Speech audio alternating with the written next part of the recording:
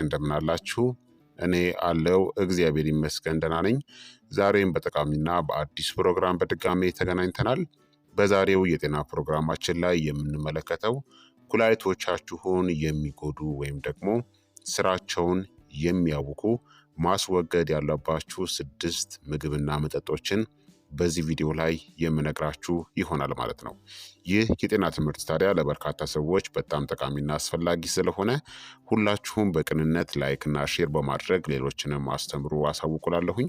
ከዚህ ቪዲዮ ጋር በተያያዘ ጥያቄ ካላችሁም ሀሳብ አስተያየት ካላችሁም በኮመንት ላይ አስፍሩልኝ። በቀጥታ ወደ ጤና ትምህርታችን የማልፍ ይሆናል። ኩላሊቶች በሰው አካል ውስጥ ለብዙ ጠቃሚ ተግባራት ኃላፊነት ያላቸው ወሳኝ የሆኑ አካላት ናቸው። ኩላሊቶቻችን ደምን ያጣራሉ። የኩላሊት ዋና ተግባር ከደም ውስጥ ቆሻሻንና ከመጠን በላይ የሆኑ ንጥረ ነገሮችን ውስብስብ በሆነ የደም ስሮችና የማጣሪያ ዩኒቶች ኔፍሮን በተባለው የማጣራት ስራን ይሰራሉ። ኩላሊቶች ከሰውነታችን የውሃ መጠን በመነሳት የሽንት ስብጥርን በማስተካከል የሰውነትን የፈሳሽ ሚዛንን ለመቆጣጠር ይረዳሉ። በሰውነት ውስጥ እንደ ሶዲየም፣ ፖታሲየም እናም ካልሲየም ያሉ የኤሌክትሮላይቶችን ትክክለኛ ሚዛን ለመጠበቅም ይረዳሉ። ኩላሊት መርዛማ ንጥረ ነገሮችን፣ መድኃኒቶችን እናም የሜታቦሊክ ምርቶችን በሽንት ከሰውነት በማስወገድ ጤናማ የውስጥ አካባቢን ለመጠበቅ ወሳኝ ሚናን ይጫወታል። ኩላሊቶች በሰውነት ውስጥ ያለውን የፈሳሽ መጠንን በማስተካከል የደም ግፊትን የሚቆጣጠሩ እንደ ሬኒን ያሉ ሆርሞኖችን በመልቀቅ የደም ግፊትን ለመቆጣጠር ይረዳሉ።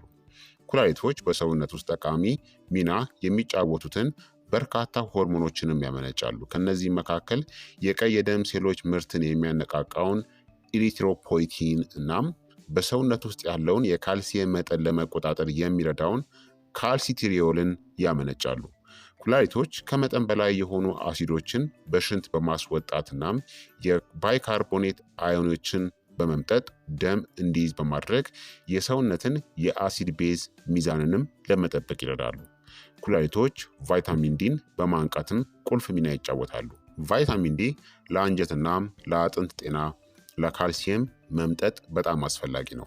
በአጠቃላይ ኩላሊቶች የሰውነትን አጠቃላይ ጤና እናም ደህንነትን ለመጠበቅ አስፈላጊ ናቸው። የኩላሊቶቻችሁን እርጥበት በመጠበቅ የተመጣጠነ ምግብን በመመገብ እናም ከመጠን በላይ አልኮልን እናም አንዳንድ መድኃኒቶችን ከመውሰድ መቆጠብ ለኩላሊቶቻችሁ ጤና አስፈላጊ ነው።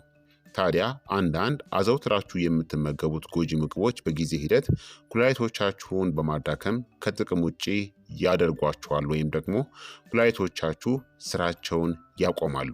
ስለዚህ አሁን የምነግራችሁን 6 ምግቦችን ከአመጋገባችሁ ውስጥ ማስወገድ ወይም ደግሞ አመጋገባችሁን መቀነስ አለባችሁ። እነዚህ አሁን የምነግራችሁ 6 ምግቦች ኩላሊቶቻችሁን ከጥቅም ውጪ ስለሚያደርጉ በጊዜ ሂደት። አንደኛ የተቀነባበሩ ምግቦች ወይም ደግሞ ፕሮሰስድ ፉድ ናቸው። ፈጣን ምግቦች፣ የታሸጉ ምግቦች በሶዲየም ከፍተኛ የሆኑ እናም ሰው ሰራሽ ንጥረ ነገሮችን የያዙ ሲሆን ይህም በኩላሊት ላይ ጫናን ይፈጥራል።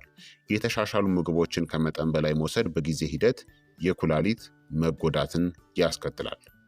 ሁለተኛ ቀይ ስጋ ነው። ቀይ ስጋን አብዝቶ መመገብ በተለይ በከፍተኛ የሙቀት መጠን ሲበስል ለኩላሊት መጎዳት ያጋልጣል። ቀይ ስጋ በፕሮቲን የበለጸገ ሲሆን ይህም ከመጠን በላይ ከተወሰደ ለኩላሊት ከባድ ሊሆን ይችላል። ሶስተኛ ስኳር የበዛባቸው መጠጦች ናቸው። እንደ ሶዳ፣ ኃይል ሰጪ መጠጦች እናም ጣፋጭ መጠጦች አሉ። ስኳር የበዛባቸው መጠጦች ለክብደት መጨመርናም ለስኳር ህመምናም ለደም ግፊት የመጋለጥ እድላችሁን ይጨምራሉ። የደም ግፊትናም የስኳር በሽታ ሁለቱም ለኩላሊት ጉዳት የሚያጋልጡ ናቸው። እነዚህ ጣፋጭ መጠጦች ከኩላሊት በሽታ ጋር የተገናኘ ከፍተኛ የሆነ የፍሩክቶስ ይዘት አላቸው። አራተኛ ካፌይን ነው። መጠነኛ የካፌይን አወሳሰድ በአጠቃላይ ለአብዛኛዎቹ ሰዎች ደህንነቱ የተጠበቀ ቢሆንም ከመጠን በላይ ካፌን መጠጣት የሰውነት ድርቀትናም የደም ግፊት መጨመርን ሊያስከትል ስለሚችል እነዚህ ሁለቱም ኩላሊቶችን ሊጎዱ ይችላሉ። ካፌን የሽንት መፈጠርን የሚጨምር ዳይሪቲክ ሲሆን በኩላሊት ላይ ተጨማሪ ጫናን ይፈጥራል።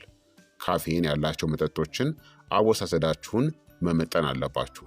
ቡና፣ ሻይ፣ ጥቁር ቸኮሌት፣ ሶዳ መጠጦችናም የኃይል መጠጦች ወይም ደግሞ ኢነርጂ ድሪንክ የምንላቸውን በመጠኑ መጠቀም አለባችሁ። አምስተኛ አልኮል ነው። አልኮል መጠጣት በኩላሊት ስራ ላይ አሉታዊ ተጽዕኖ ይኖራል፣ በተለይም በብዛት ጥቅም ላይ ሲውል።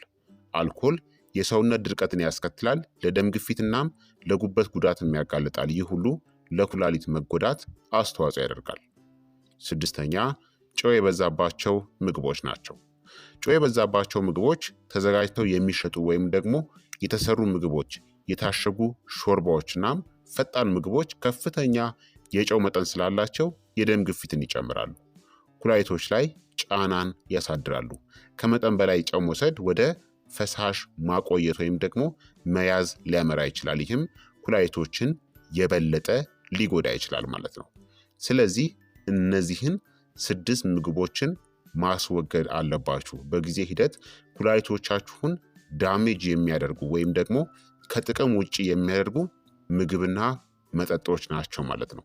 ስለዚህ እነዚህን ምግቦችን በማስወገድ ጤናማ የሆኑ በአትክልትና ፍራፍሬ በስስ ፕሮቲኖች ላይ የአተኮሩ ምግቦችን መመገብ ያስፈልጋል ማለት ነው። በተቻለ መጠን ስጋን ስትፈልጉ እንደ ፋቲ ፊሽ ወይም ደግሞ ስባማ አሳን ለመጠቀም ሞክሩ። እንደ ሳልመን፣ ማካሬል እና ሰርዲን ያሉ አሳዎችን ለመጠቀም ሞክሩ። እንዲሁም ደግሞ ቀይ ስጋን አብዝታችሁ አትጠቀሙ። አንዳንድ ጊዜ ቀይ ስጋ በጣም አስፈላጊ ነው፣ ምክንያቱም በርካታ ንጥረ ነገሮችን ይሰጠናል።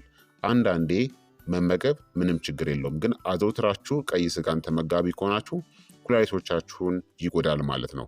ስለዚህ እነዚህን ምግቦችን በአጠቃቀማችሁ ላይ ትኩረት ማድረግ ያስፈልጋል ማለት ነው። ስለዚህ ክቡራትና ክቡራን ተመልካቾቼ የዛሬው የጤና ትምህርት እንግዲህ ይህንን ይመስል ነበረ። እንደተማራችሁበት ተስፋ አደርጋለሁኝ።